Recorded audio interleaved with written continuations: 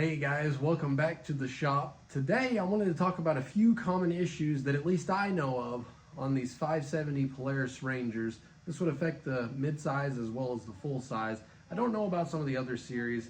I'm specifically talking about the 570 series. I know there are some 900s, some 1000s, and I don't know, because I don't have experience with them, if these problems plague those as well. But a lot of these, to be honest, are pretty minor and really a lot of maintenance related, really. Overall, these are great machines. If you're thinking about getting one, I mean, they're built tough. They're built to work and for bad environments, really.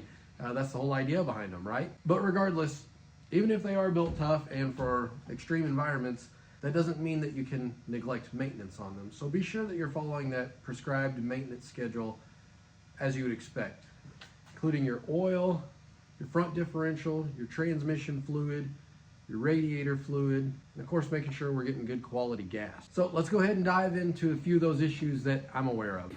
So let's start in the back and work our way up. The first issue I want to talk about is actually located, excuse all the mess back there, in the engine bay here. So specifically what we're looking at here in the engine bay, this is the air filter and where it lives. The air filter assembly is really easy to work with. It's simple. It has two clips right here. 1, 2, and then you flip them back and that allows you to get in there. So what can happen is over time, either the top or the bottom of this air box can become warped.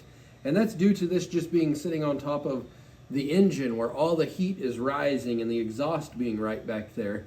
So I don't really know anything that you can do other than to replace the air box. I haven't personally had that issue, but I've heard a lot of guys have that issue. So be mindful of that whenever you're checking your air filter out and blowing it out, because you want to make sure that you're getting a good seal on this, because you don't want to be taking in dirty air and dust and all the crud that comes with that.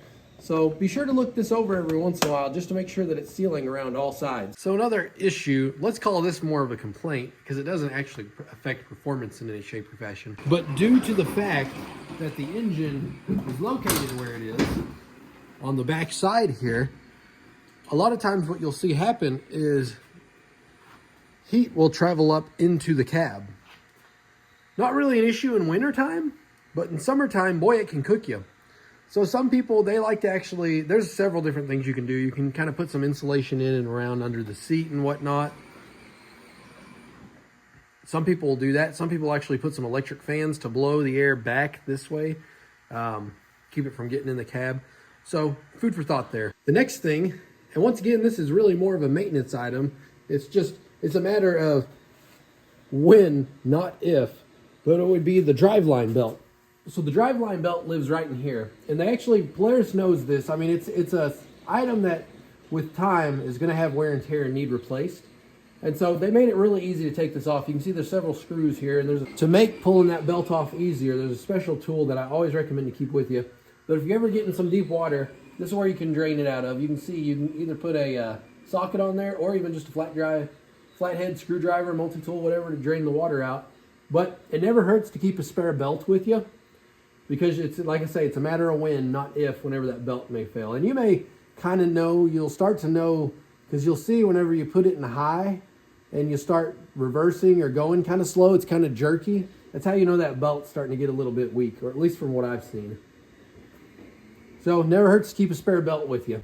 All right, now we're going to move up to the front of the Ranger. Let's talk about the cooling system. So the cooling system on these Rangers really aren't bad. You just got to keep an eye on a few things. If you notice that your Ranger's starting to overheat, you may want to take a look at this radiator cap. These are notorious for failing. So if you're looking at the front of it, you come around right here, you can see that radiator cap right there. Sometimes these will fail and cause overheating. So it's a cheap part. Might be another thing, not hurt to have on you just in case when and if it does fail. They're about $10. Keep that and maybe some extra coolant on you. Another thing to keep in mind is down in front of your little, what do you want to call it, your grill guard or whatnot. If you peek in there, look at that. That's your radiator fins. Your radiator sits pretty low in this vehicle, if you look at it. So if you're driving through mud and gunk and dusty environments, or in my case, if you're driving through a field with tall grass, some of those seeds and whatnot can actually fall down in there and get into those little radiator fins. See, those fins in there are responsible for moving fresh air through, and that's what allows the coolant in your vehicle to cool, which in turn allows the engine to cool off. Well, if those little fins are clogged up with dirt, mud, seeds from grass in a field, that's going to cause problems.